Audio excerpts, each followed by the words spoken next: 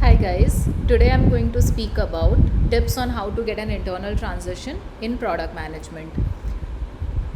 So, so whatever role you are currently in right now, make sure you have a very good grasp of that current subject.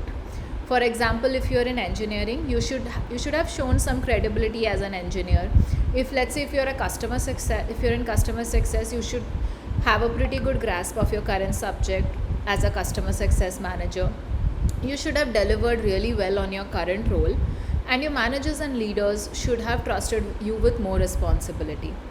Now, ideally, you should have already spent 9 to 12 months in your current role to have been shown all these good qualities in you. So, that's really important. And also, it is more likely that an engineering background will help you crack a PM role better as compared to other roles, because the basic of product management is that you are able to take very quick decisions based on the trade offs, and the major trade offs is how much time does a feature needs to get built, and can we do away with this feature, or can we do without these features, and what are the things that we can trim off so that this gets delivered. And this is basically in alignment with the lean product philosophy or the MVP philosophy, so about which I'll talk later. uh, and usually during the start of your PM career, it is very important that you shadow another PM to learn the basic PM skills, such as user story writing, analyzing certain features to understand how users behave on your platform.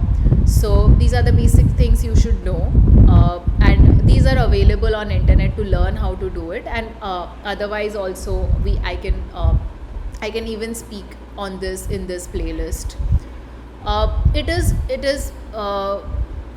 Now coming to your current organization. Even before you take the switch, it is important that you are very well versed with the support tickets that come in your organization, so that you have an understanding of what issues the users face, usually what features are used more than the others.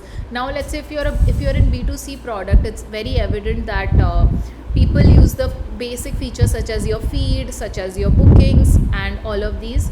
Now, but if you're in a B2B product, whatever sells the maximum, that is being used the most. So understanding of what feature is being used how much and what are the issues that usually customers face will give you a very good grasp of what your users are doing. And basically PMs are nothing but the voice of users in the internal platform. So you should be masters of the users, and this will help you gain a lot of depth about how users behave. And it is also better that if you have spoken to a few users before asking about the transition. uh, now now let's say your transition is approved, your current managers and your leaders say that okay, we are going ahead with this transition. What is the next steps? So the next steps will be that there will be a couple of interviews from the product department itself. Now, given you are in an engineering department, or you are in a customer success department or sales department, whatever department you were in before, is just that your product department needs to approve or needs to give you the confirmation that you qualify for the product department. So in this, there will be classic questions. The questions are: what do you expect of this role? Are you a good fit for this role? Hopefully there's no expectation mismatch, right?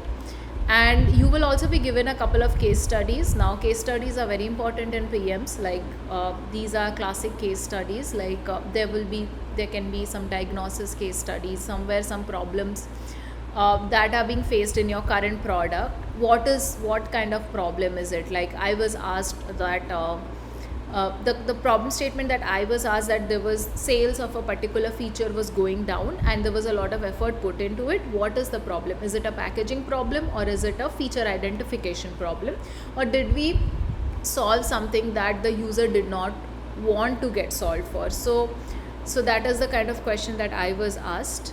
So you will be usually asked questions on your current product.